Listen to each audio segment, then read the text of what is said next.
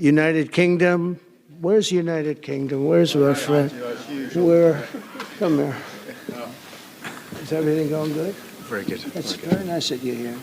These people all came in like 20-minute notice, and I think it's fantastic. And we have so many others, and just so many others. And it's such a compliment to what we're doing, because what we've done is something very unique and very special. So it's perhaps the wealthiest and most powerful group of nations ever assembled at one time, which is a big thing. We have achieved together in recent days a change that really is historic, and it's going to be remembered forever. And I want to thank the American team for their amazing work, and I want to thank, I think he'll go down as the greatest Secretary of State in the history of our country. I really believe that, Marco, or I wouldn't say it. Marco Rubio, I wouldn't say it. Maybe I would. You're doing a great job. I'll tell you, he's on course to do it. We've done a lot of work in 9 months. We've done a lot of work. I say that, 1 year ago, a little more, but 1 year ago, America, the United States of America was was a dead country. The king told me, and I use that, he said, sir, 1 year ago it was a dead country. Today you have the hottest country anywhere in the world, and it is. It's the hottest country. So many investors are here. We have over $17 trillion being invested in the United States, which is a record that nobody has ever beaten. I don't think anybody will. And we still have 4 months to go before it's a year. So in 8 months, we have over 17 trillion. We're actually very close to $18 trillion. There's never been, as an example, the previous administration had less than $1 trillion over 4 years. We have, we're close to breaking $18 trillion in 8 months. That's pretty amazing. No country's ever done that. I want to also thank Special Envoy Steve Witkoff and my son-in-law and a great guy, Jared Kushner.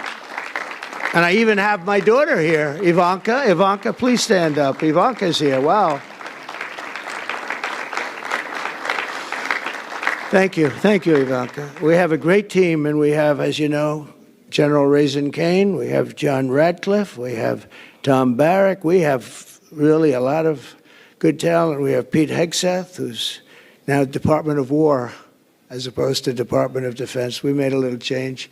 Somehow I like the name better, so do you, so do a lot of people. But the momentous breakthrough that we're here to celebrate tonight is more than the end of the war in Gaza. It's with God's help. It'll be the new beginning for an entire beautiful Middle East. From this moment forward, we can build a region that's strong and stable and prosperous and united in rejecting the path of terror once and for all. We want to get rid of the terror and get on to other things. There are many other things in life that are so good. The final sprint to this deal began less than 3 weeks ago on the sidelines of the United Nations in New York. I met with many of the people in this room, and it all just started coming together. I've known so many of you for so long. You're friends of mine. You're great people.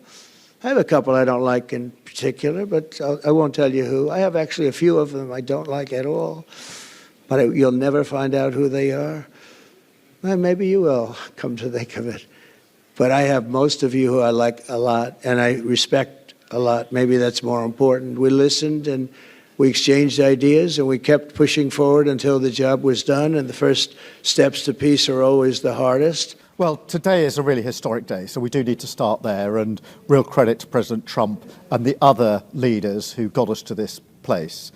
But you're absolutely right. The challenge now is tomorrow, an implementation. And therefore, yes, today is historic, but what happens tomorrow really matters. And that's why what I've been discussing with leaders all day is what part can we play? And we, the United Kingdom in particular, I think, can play a part in monitoring the ceasefire, but also decommissioning the capability of Hamas and their weaponry, drawing on our experience in Northern Ireland. So the question today has already moved to how do we implement, how do we make sure this moves forward? And it's really important that we keep that focus. We mustn't have any missteps now. Well, look, there'll be plenty of people, I'm sure, nominating him. I think the nominations are into the early part of next year. But I mean, what I do, in all seriousness, it is a historic day. And it is a real tribute to President Trump that he has got leaders to this position. This has been tried for many, many years. and stepping away from the personalities, this is a huge relief for hostages and their families, huge relief for civilians in Gaza, all of whom have been through unimaginable grief for 2 and a bit years now, and they are first and foremost in my mind, and that's what gives me the determination to follow through now and to take other leaders with us on this. That's the only thing I've been talking about today, not celebrating today as historic, which of course it is, but using the opportunity here with other leaders to say, how can we now, as a group of leaders, make sure that this is implemented in full, brings about the peace? We owe that to the Israelis and to the Palestinians, and I'm determined that the United Kingdom will play its full part.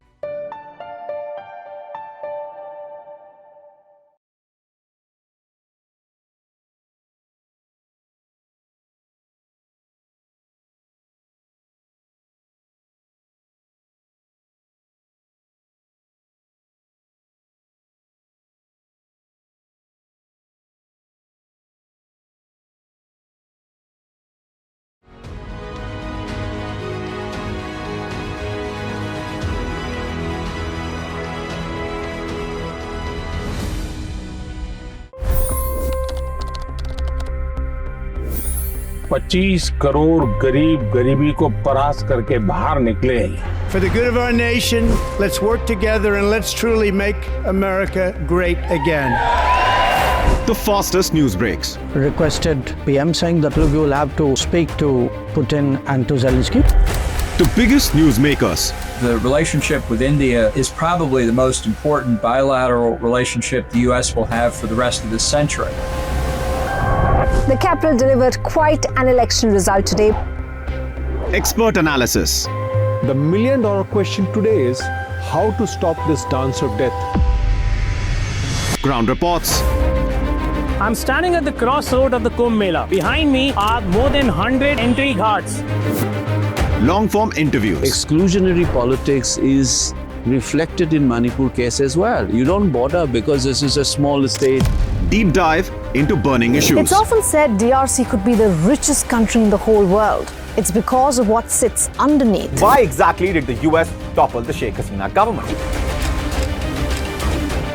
HD videos. We don't just break news, we break it down.